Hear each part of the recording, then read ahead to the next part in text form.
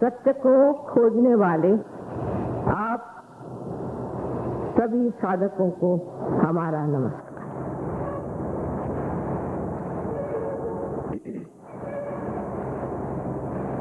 इस भारतवर्ष में अनादिकाल से सत्य की खोज होती रही।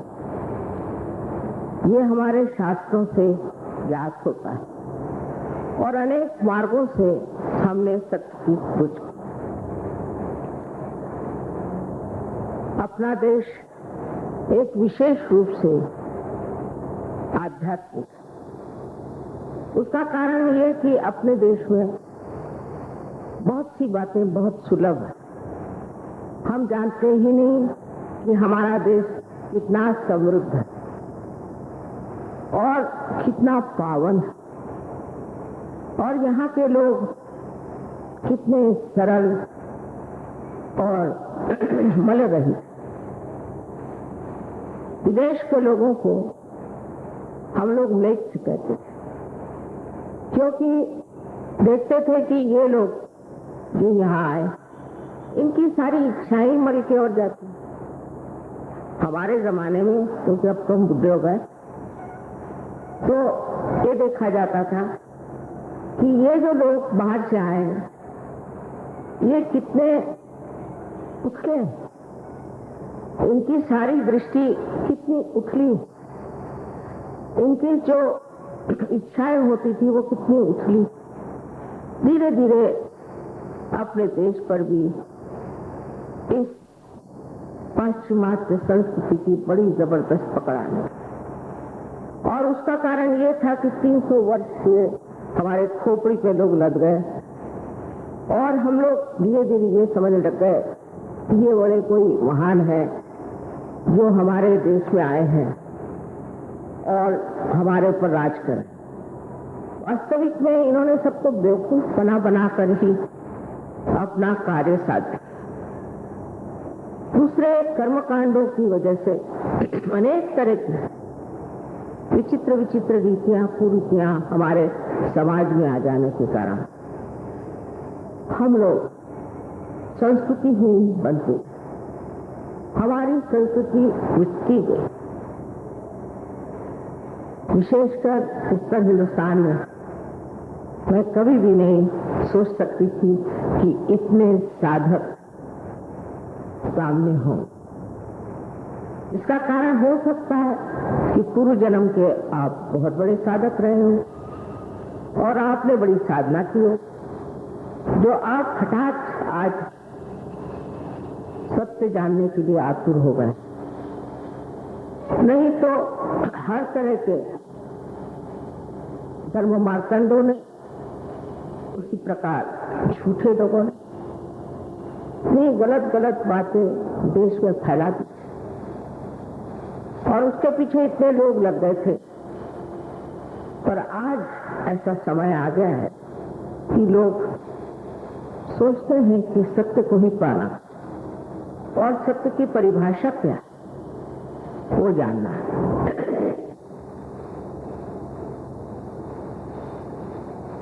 सत्य क्या है ये अगर मैं आपको बताऊं तो आपको विश्वास नहीं कर देना चाहिए, क्योंकि मैं कह रही हूं, किंतु से परखना चाहिए।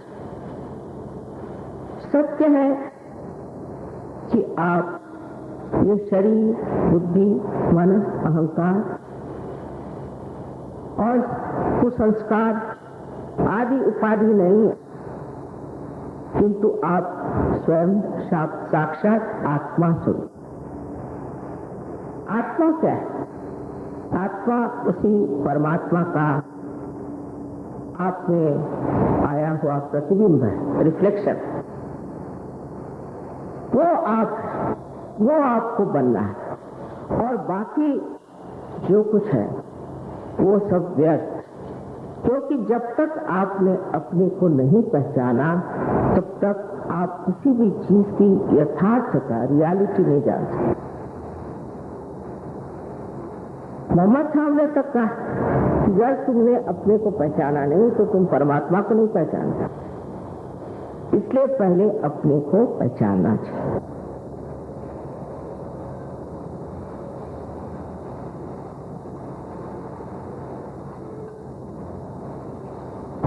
मैंने पहचानना जो है वो एक विशेष स्थिति। आज आप मानव स्थिति में, और मानव स्थिति से आगे और कोई स्थिति जरूर होनी चाहिए। नहीं तो आजकल का जो हम संसार में उपद्रव देख रहे हैं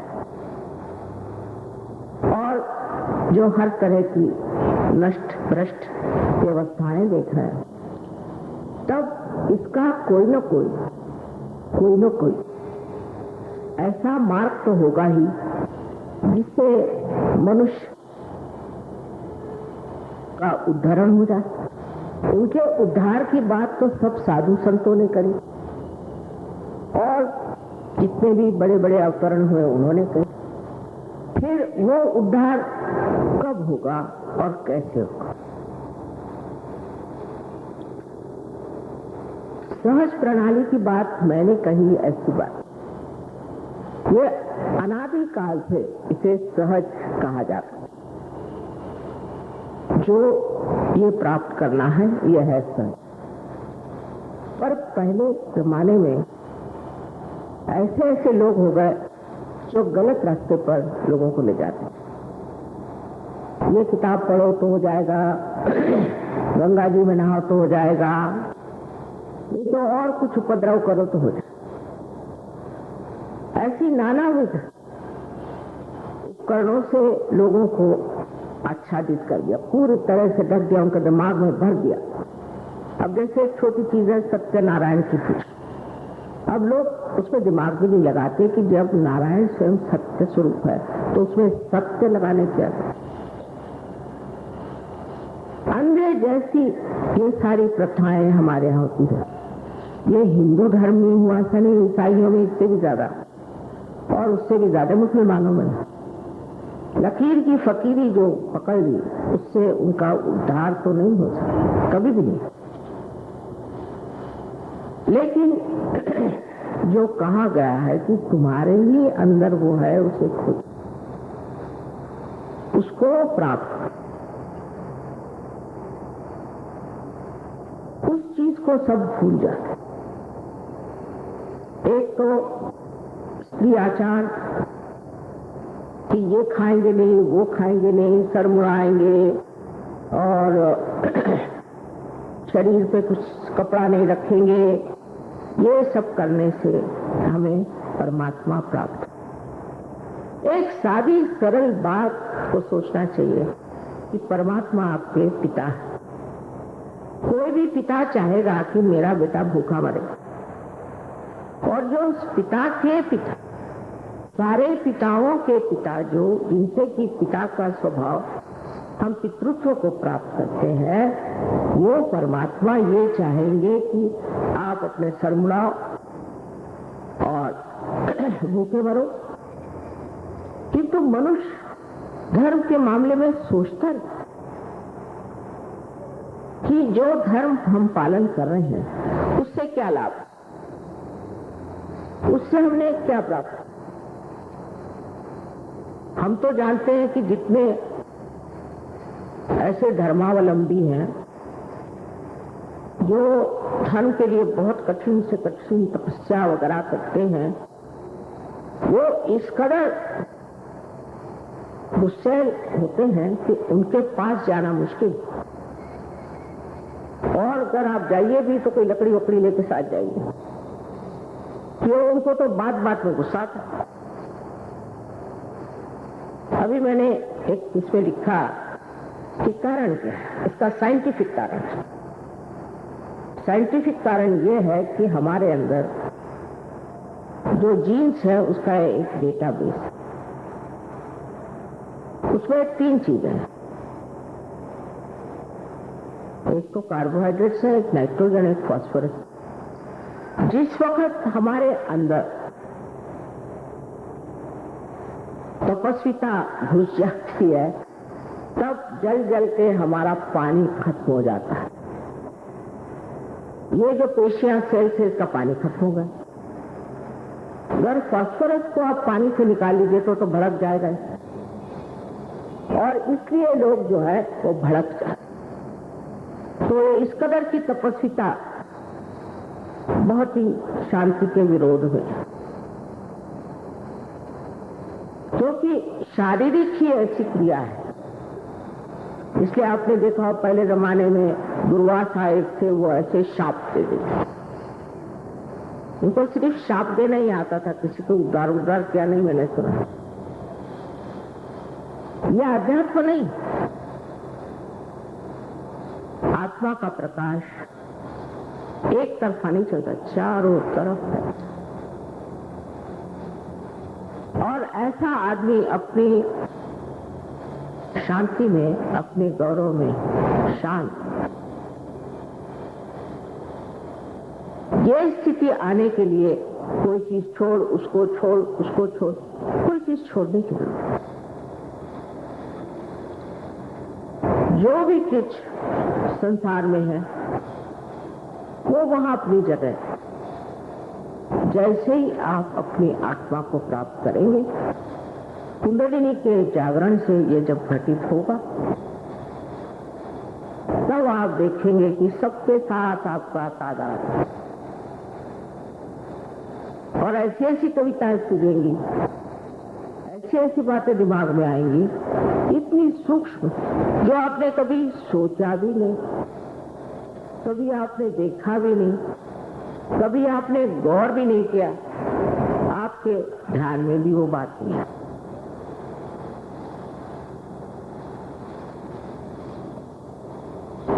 इस स्थिति को प्राप्त करने के लिए पहले नानाविध उपचार लोग करते, गुरुओं को मानते थे, बहुत कोशिश करते थे, पर नहीं बनता। ये बात बिल्कुल सही है कि कुंडलिनी का जागरण बहुत कठिन। और एक बार किसी ने श्री रामदास स्वामी, जो कि शिवाजी के गुरु थे, उनसे पूछा कि कुंडलिनी का जागरण कितनी देर में होता? उनका जवाब था कि तत्क्षण, उसी क्षण, लेकिन लेने वाला भी चाहिए और देने वाला भी चाहिए। तो लेने वाले तो मुझे दिखाई दे रहे हैं, सामने बैठे। और ये जमाना ऐसा है, इस जमाने में आदमी एक कश्मकश में इतना ज्यादा है। ये जमाना ही कलयुग की घोर कलाओं का, त्रासित मानव का एक बहुत ही जालिम जमाना है। एक दूसरे से बैर रखना, एक दूसरे को तकलीफ देना, एक दूसरे पे जबरदस्ती करना, वो चाहे घर गृहस्थी में हो, चाहे बाह्य में हो, वो राजकारण में हो, तो और किसी भी प्रांगण में हो, ये कार्य होता है। और बहुत से लोगों को ये एहसास ही नहीं होता कि हम गलत काम कर रहे हैं, कि हम किसी को जबरदस्ती कर रहे हैं, या किसी को हम मार रहे हैं पीछे। और ये हर एक धर्म में हो रहा है। ऐसा कोई धर्म नहीं जहां मारपीट नहीं, जहां आफत नहीं। और लोग इस बात को मानने को तैयार ही नहीं है कि उनका धर्म सारे धर्म से ऊंचा नहीं, कोई विशेष धर्म नहीं। अगर आपका धर्म ऐसा विशेष है तो क्यों मर रहे हो,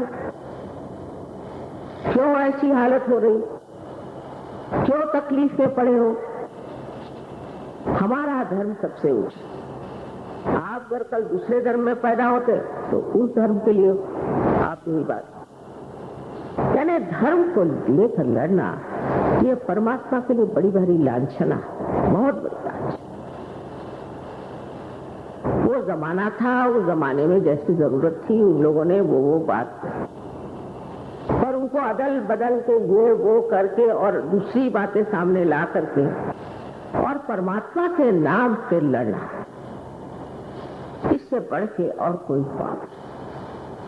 दूसरों को मारना भगवान के नाम पर, पीटना भगवान के नाम पर।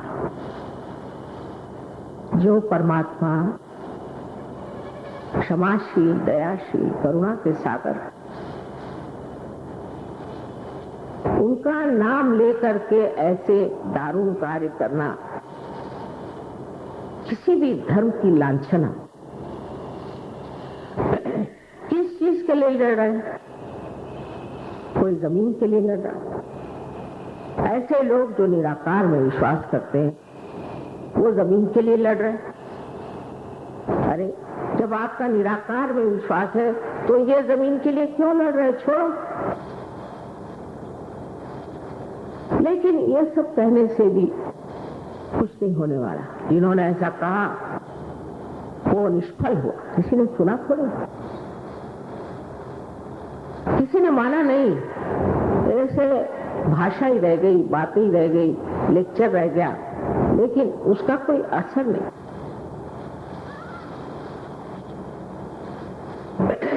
कारण ये कि मनुष्य अंधकार में अज्ञान के पड़ा हुआ। भाई कबीर ने कहा कि कैसे समझाऊं सब जगह अंधा।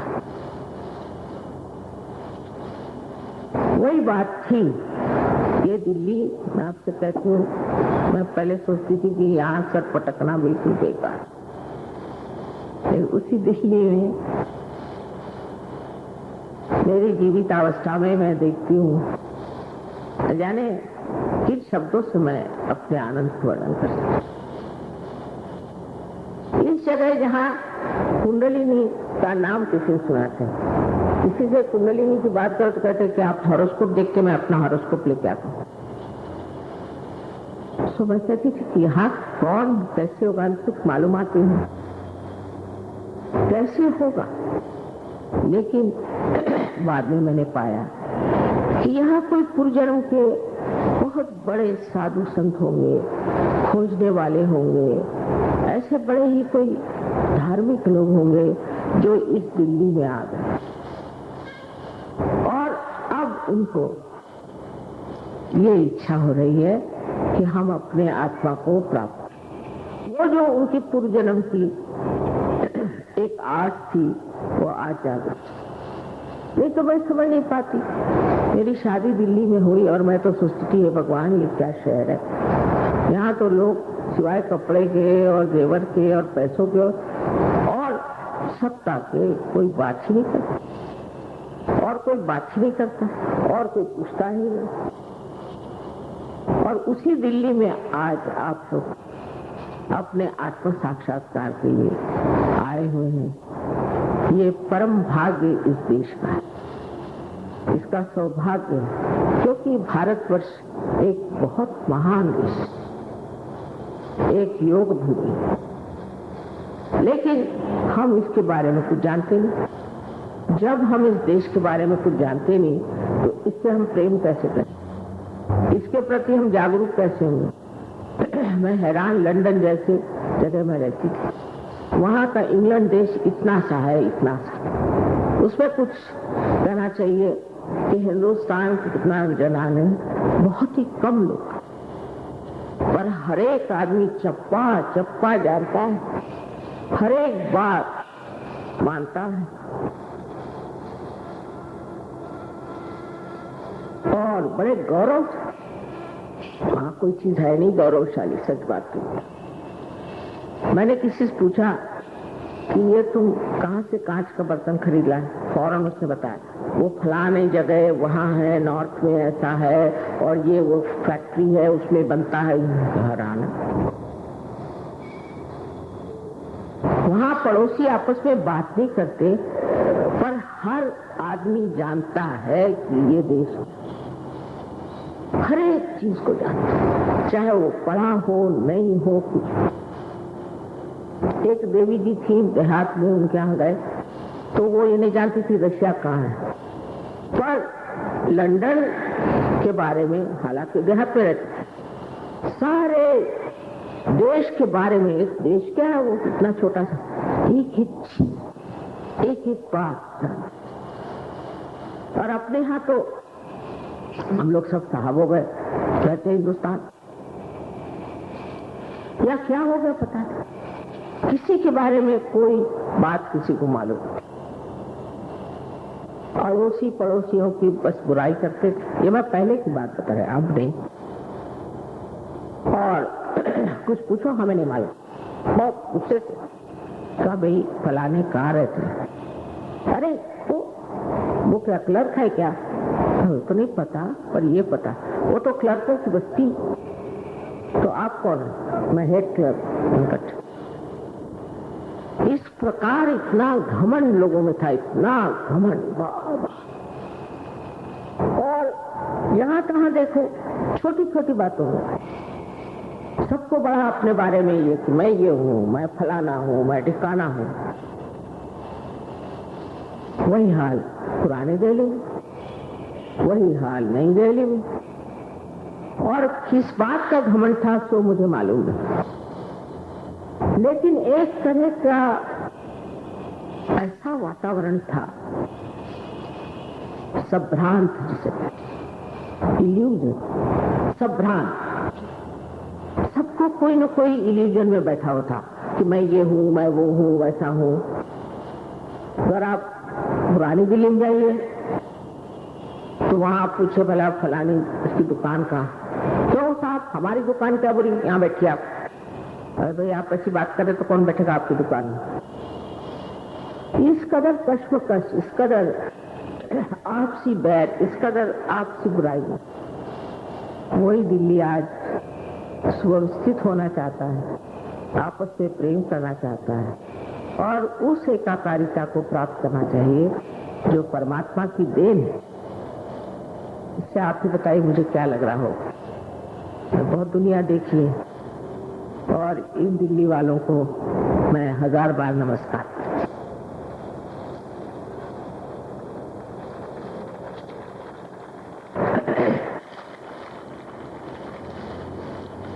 अब आप लोग अपनी जिम्मेदारियां भी समझें।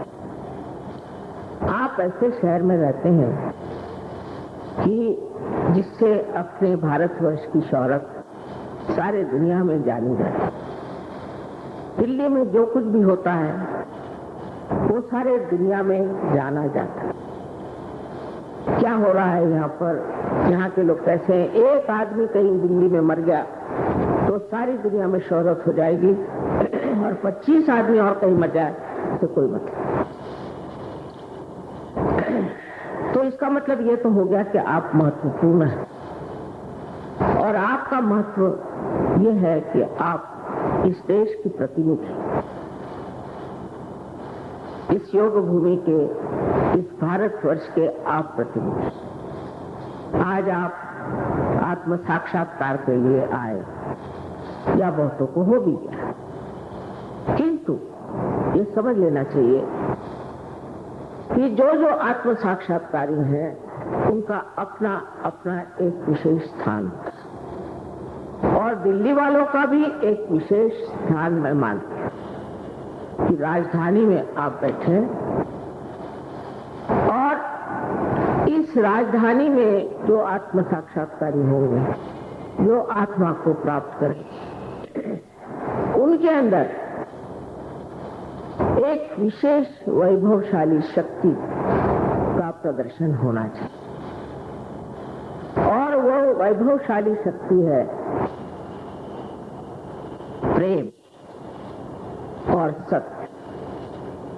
सत्य और प्रेम दोनों एक।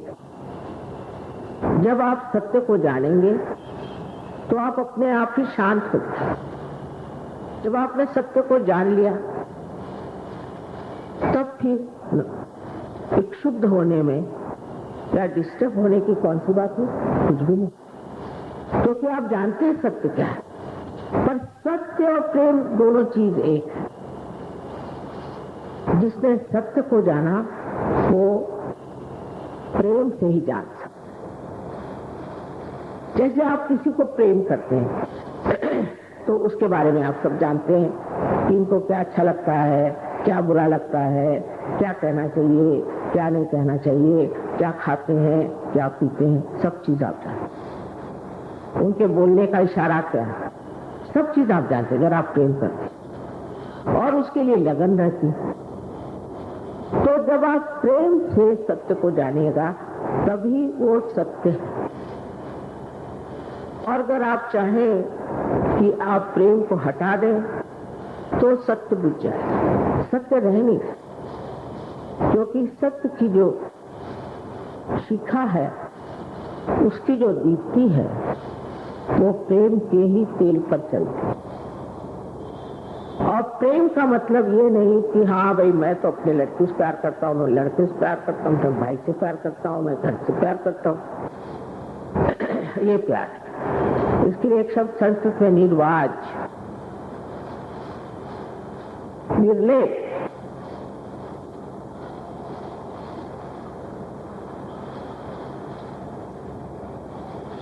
माने अलिप्त, डिटैच्ड। और आप लोग कहेंगे कि माँ प्रेम अगर निर्लेप हो जाए तो बहुत सी बातें छूट जाएंगी। ऐसा नहीं, एक पेड़ की ओर देखिए, उसके प्रेम की धारा, उसका रस सारे पेड़ में चढ़ता है, हर जगह जाता है। उसके मूल में जाता है, उसकी शाखाओं में जाता है, उसके पत्तों पे जाता है, फूलों में जाता है, फलों में जाता है, लेकिन रुकता नहीं। या तो विलीन हो जाता है आकाश की ओर, या वापस पृथ्वी में चला जाता। वो किसी जगह रुकता नहीं। अगर वो रुक जाए, समझ लीजिए उसको एक फल बड़ा पसंद आ गया या एक फूल बड़ा पसंद आ गया, तो वो पेड़ ही मर जाएगा और वो फल और फूल सभी मर जाएंगे। इसलिए जिसका देना है उसका वो देना है। जिसको जो रस देना है वो अपने घर में, गृहस्थी में, समाज में, अपने देश में और सारे विश्व में जिसको जो देना है वो दे, लेकिन उसमें लिपट न जाए। उसमें लिपटना जो है वो एक तरह से कहना चाहिए जिसे अंग्रेजी में ऑब्सेशन कहते हैं, चिपक हो गई। अब वो कोई सी भी चीज हो, उससे आपकी प्रेम की शक्ति क्षीण हो जाए, बढ़ेगी नहीं। कहते हैं कि उदार चरिता नाम वसुधा व कुटुंब, सारी वसुधा ही, सारी सृष्टि, सारा धरा ही उसका कुटुंब है। ये प्रेम की महिमा है। और इस प्रेम की महिमा को अगर आपने जान लिया तो आपको आश्चर्य होगा कि आत्मा के दर्शन से ये घटित होता है।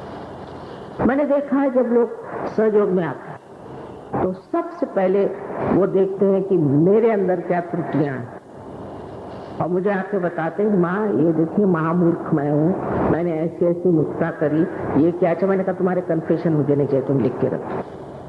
फिर मैं ऐसा बना, फिर मैंने वो किया, मैंने उसको ठगा, मैंने उससे जबरदस्ती करी, सब मुझे बताते हैं।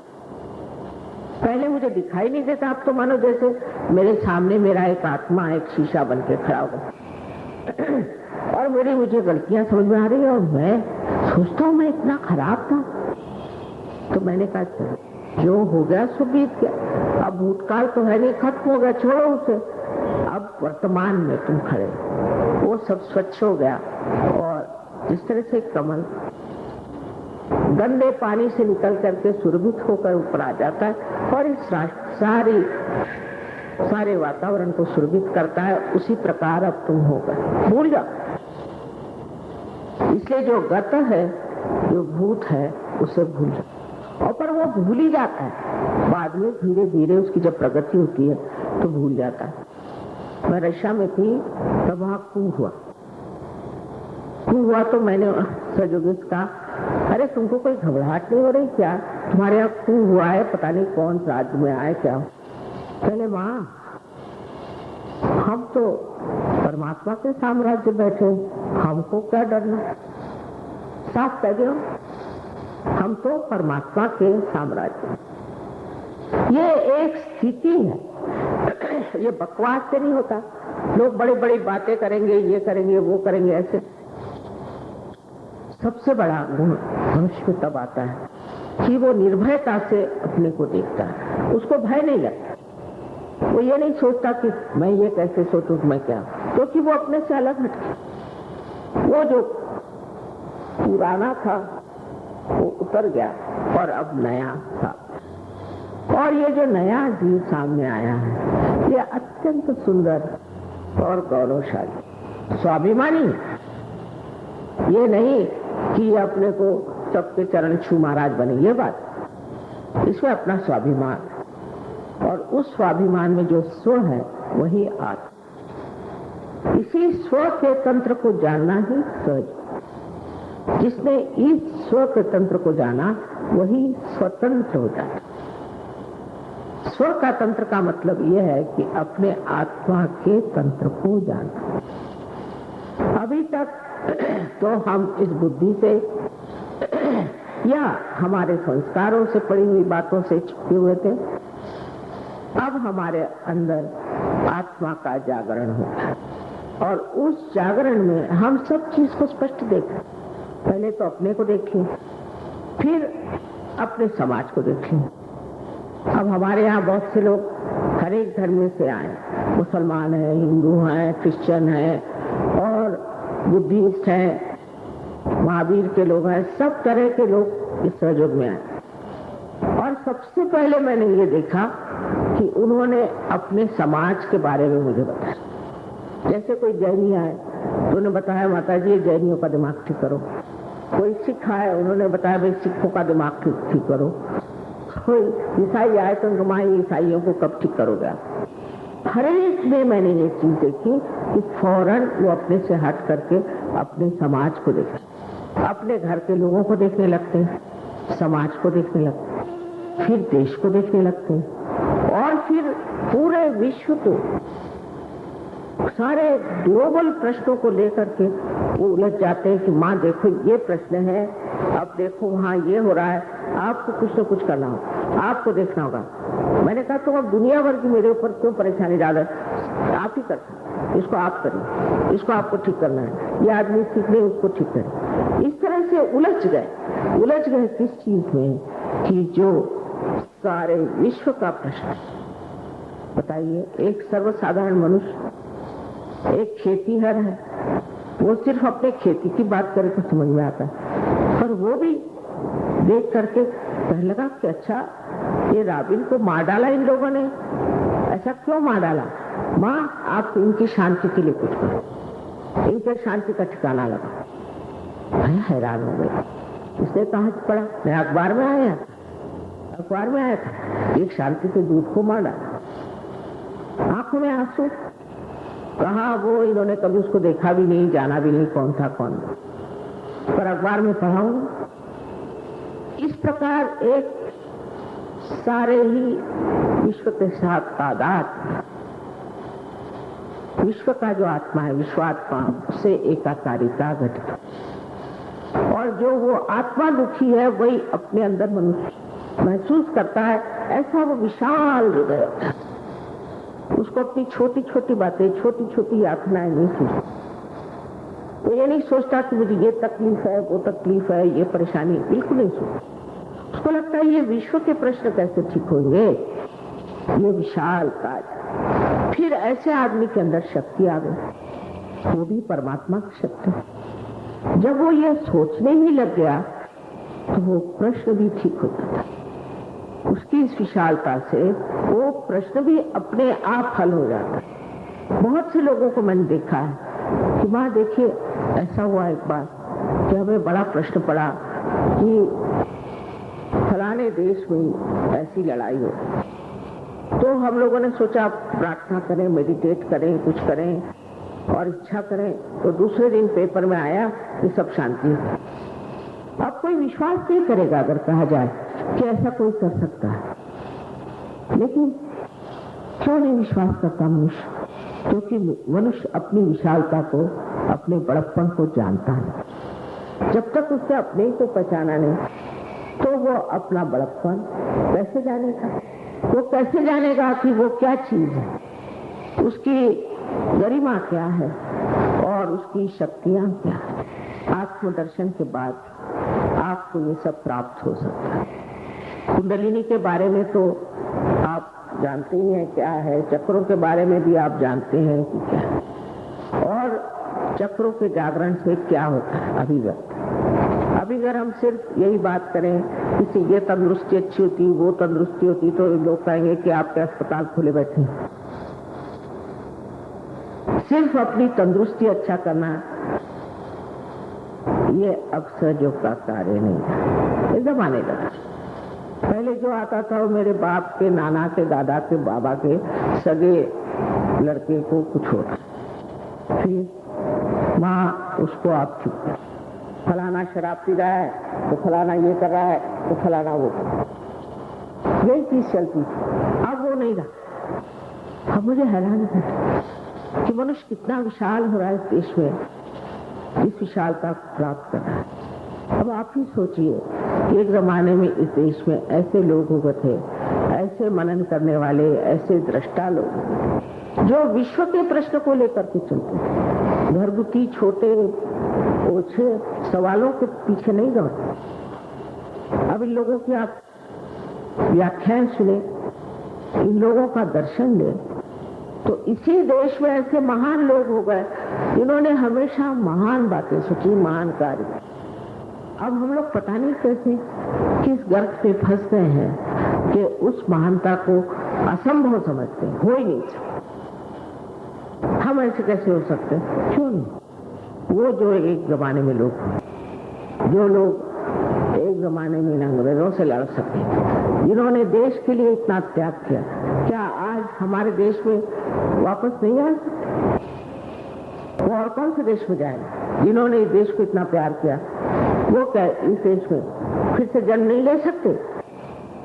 जिन्होंने त्याग किया देश के लिए, बहुत सारी यातनाएं उठाई, आज वो लोग फिर सहजीवों में से जागरूक हुए। मुझे पूर्ण आशा है कि जो अपने देश को प्यार करेंगे और देश की व्यवस्था अच्छी करेंगे, शांति, अमन आदि सब चीजें लाएंगे, उसके बाद जब ये देश ठीक हो जाएगा तो और भी देश देखा देखी ठीक हो जाएगा। हमारे सामने तो विश्व के प्रश्न है ही, किंतु ये सोचना है कि इसमें कौन सा देश अगुवा होता है, कौन सा देश इसका झंडा उठाता है, कौन से देश के लोग ये कहते हैं कि हम एक ऐसा आदर्श देश बनाकर दिखाएंगे जहां लोग ऊंचे आध्यात्मिक स्तर पर, हमारे सहयोग में आध्यात्म का यह मतलब नहीं कि बीवी के छोड़, बच्चों को छोड़ और जंगल में भाग, बिल्कुल भी नहीं।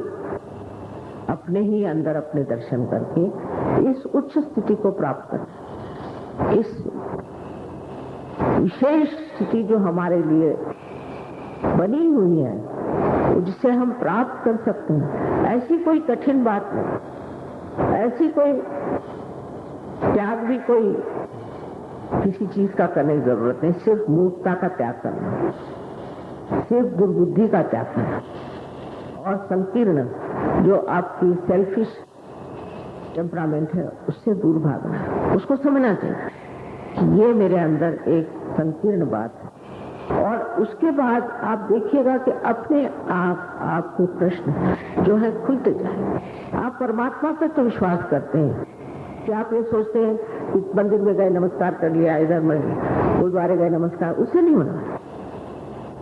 अंदर ये विश्वास जो आज तक हम करते आए, वो धर्म हमारे अंदर नस में बच जाए। इस धर्म की महिमा ऐसी है कि इस धर्म के कारण अनेक महात्माएं इस देश में, मैं तो कहती इससे ज्यादा तो किसी देश में हुए नहीं। इस देश में जितने महात्माएं हुए और कहीं नहीं हुए, जितने साधु संत हुए उतने कहीं नहीं हुए। इसका मतलब अपना भारतवर्ष एक महान योगदान सारे दुनिया को दिया। मैं अभी चाइना गई थी तो मुझे बड़ा आश्चर्य हुआ कि चाइनीज वैसे तो पॉलिटिकली चाहे हमारे विरोध में हो, लेकिन कहते थे कि हम तो हिंदुस्तान से बहुत कुछ अपेक्षा करते हैं, बहुत कुछ एक्सपेक्ट करते हैं। मैंने कहा क्या? पहले अध्यात्म। हम जानते हैं कि वहाँ अध्यात्म की खान है, लेकिन अभी तक किसी ने वो बताया नहीं। और हमारा जो स्टॉल था उसमें लाइने पे लाइने, कतारे पे कतारे, क्यों तो क्यों लगे हुए, जहाँ लोग आकर पूछते थे क्या है सोच। पेपर में तक आया, अमेरिकन भी हैरान हो गए कि इसमें क्या रखा हुआ है, यहाँ क्यों इतने लोग। और आप देख रहे हैं आपके सामने इतने लोग बैठे हैं फॉरेन के भी, जो कि आज सहयोग को प्राप्त करके आपके भारत की गौरव गाथा गा रहे हैं। आपको भी इस और नजर करना है। सहज में आपको पार तो होने में कोई मुश्किल नहीं है, क्योंकि आप तैयार हैं। जैसे कोई बीज होता है, आप उसको पृथ्वी माता में डाल दीजिए तो पनप जाता है, क्योंकि बीज में भी शक्ति है और माँ में भी शक्ति है। लेकिन उसके बाद उसको वृक्ष होने में देर लगती, वो जरूरी है, क्योंकि आपकी विशालता तभी दिखाई देगी जब आप वृक्ष स्वरूप हो जाए। उसके लिए ध्यान करना और ध्यान नहीं करना, उसके पल से सहयोग नहीं किया जाता। इसका मजा तो तब आता है जब आप आध्यात्म में डुबकियां लगाते, उसमें पूरे गहरे बैठ जाएं, तभी आपको सहज का मजा आएगा और तभी आप समझ जाएंगे कि आप क्या और आप कितने विशाल हैं। और सब होते हुए भी अंदर से आप में एक तरह की ऐसी शांति और समाधान विराजमान रहेगा कि उस शक्ति के द्वारा ही आप अपने चित्त से ही चीज की कर सकते हैं। मैं आपको बता सकता हूँ कि आपका चित्त ही इतना सुंदर हो जाएगा कि उस चित्त के जहां भी ध्यान जाए, उस चित्त से आप बहुत सी चीजें ठीक कर। तो थोड़ा सा अपने संकीर्ण वातावरण से निकल करके अपने को, अगर आपको और ऊंची दशा में लाना है तो ध्यान धारणा जरूर करें। बगैर ध्यान नहीं, ध्यान ही से सब चीज व्यवस्थित होगी। अब यही बात है कि हमसे लोगों ने कहा कि आदमी लोग तो बहुत ध्यान करते हैं, औरतें कम करती हैं। आश्चर्य की बात है, मैं एक औरत हूँ, मैं भी स्त्री हूँ और मेरा भी घर है, मेरे बच्चे हैं, सब कुछ है। सबको चलाते हुए भी ध्यान से ही मैंने ये क्रिया प्रणाली ढूंढ निकाली कि हजारों लोग पार हो सकते हैं। तो मैं ये विनती करूं कि भी औरतें अगर घर में ध्यान करें तो बच्चे भी ध्यान करते हैं। औरत शक्ति का बड़ा पुण्य है, और जहाँ औरतें ध्यान नहीं करेंगी वहाँ बच्चे भी नहीं करेंगे। बच्चों को संभालने के लिए बहुत जरूरी है कि पति तो करे ही, तो पति जो है वो चालना करता है घर की, और स्त्री जो है उसका रक्षण करे। तो अगर पति ने ध्यान डालना करे तो पत्नी भी करे, बच्चे भी करे।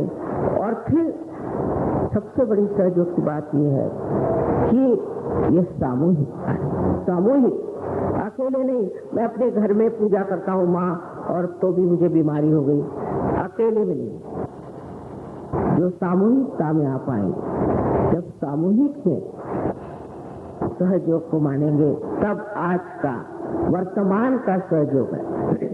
वो जमाने गए कि एक आदमी कहीं पार हो जाते, हजारों को पार करना है, लाखों को, करोड़ों को पार करना है, तो हमें सामूहिक होना पड़ेगा। और सामूहिक की शक्ति बहुत जबरदस्त। मुझे बड़ी खुशी है कि दिल्ली में लोगों ने सहयोग को इसे अपने सर आंखों से उठा लिया और समझा है। इतने संवेदनशील, इतने सेंसिटिव लोग इस दिल्ली में हैं। बड़ी हैरानी की बात है कि जिस महाराष्ट्र में इतने संत साधु हो गए, वहाँ के लोगों को इतनी अकल नहीं जितनी आप लोगों को। मैं देखकर हैरान, वो लोग सोचते हमें सब मालूम है, हाँ ये सब हमने जाना। वहाँ नवनाथ हो गए, वो सब बेकार गए, वहाँ जितने साधु संत हुए सब बेकार। और इस तरह से जो आप लोगों ने इसको समझाया, अपनाया, इसको बढ़ाने के लिए अपना एक व्यक्तिगत इंडिविजुअल ध्यान भी करना चाहिए और एक सामूहिक ध्यान में समावेश करना। मैं मानती हूँ हमारे पास जगह की कमी है और उसके लिए कुछ करना चाहिए। धीरे धीरे सब कुछ हो जाएगा, लेकिन जहाँ भी सामूहिक आप हो जाएंगे, आप फिर और कोई बात करेंगे ही नहीं, सहज की ही बात। अभी तो शुरुआत है और इससे आगे और भी हर जगह हमारा प्रोग्राम होने वाला है। जो लोग आ सकते हैं जरूर आए।